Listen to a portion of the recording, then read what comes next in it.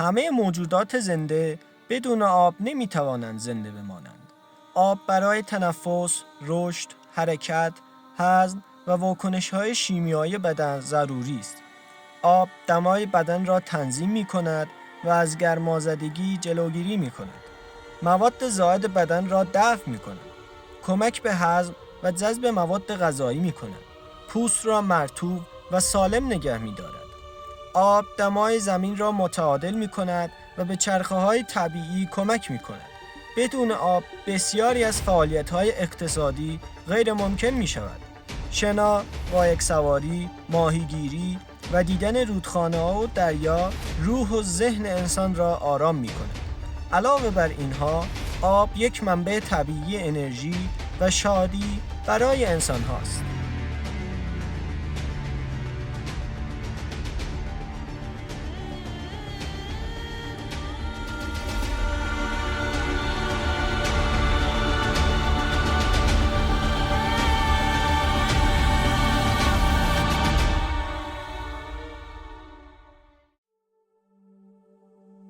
حال سوالات اساسی این است: چه رفتارها یا فناوری‌هایی باعث هدر رفتن آب می‌شوند؟ مصرف خانگی، کشاورزی یا صنعتی کدام یک سهم بیشتری در هدر رفتن آب دارند؟ چه اقداماتی می‌توان انجام داد تا آب سالم برای همه حفظ شود؟ خشکسالی پدید آمده جان بسیاری از دریاچه‌ها، تالاب‌ها و رودخانه‌های ایران را گرفته که مهمترین آنها دریاچه ارومیه که معروف‌ترین نمونه آن در استان آذربایجان غربی، تالاب گاوخونی در استان اصفهان، دریاچه هامون در استان سیستان و بلوچستان، تالاب بختگان در استان فارس، تالاب میغان در استان عراق، تالاب شادگان و هورالعظیم در استان خوزستان، زاینده رود، کرخه و کارون و هیرمند نمونه‌هایی از اینها بودند.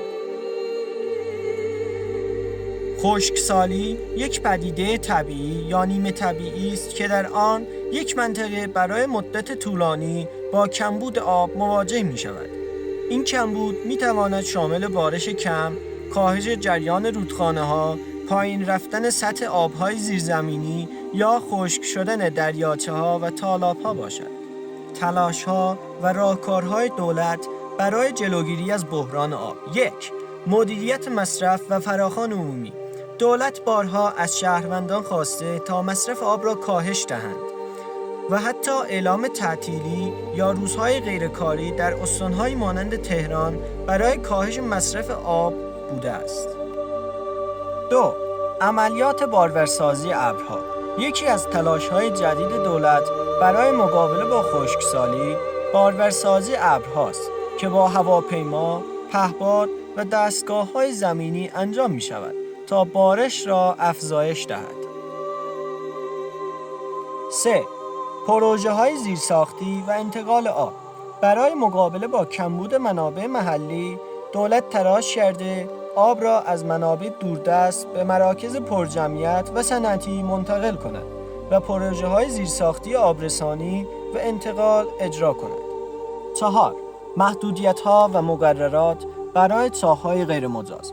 دولت تلاش می‌کند با جلوگیری از برداشت غیرمجاز آب‌های زیرزمینی جلوی افت شدید سطح آب‌های زیرزمینی را بگیرد. 5. برنامه‌های محیط زیستی و جنگلکاری. 6. پروژه‌های احیای منابع آب، پساب و ذخیره‌سازی. 7. تمرکز بر کشاورزی کم‌آببر و مدیریت تقاضا. چالش‌ها و انتقادها. کارشناسان و گزارش‌های بین‌المللی می‌گویند که بسیاری از این اقدامات واکنشی و کوتاه مدت هستند و هنوز یک برنامه نظاممند و بلند مدت مدیریت آب با اصلاح سیاست‌های کشاورزی، قیمت‌گذاری آب و حکمرانی یکپارچه وجود ندارد. ما فکر می‌کردیم آب همیشه هست. برای همیشه قدرش را ندانستیم تا روزی که شیر آب را باز کردیم و فقط صدام، نه زندگی. آب فقط مایه نیست، آب نفس زمین هست. اگر قطع شود، آینده هم قطع می شود.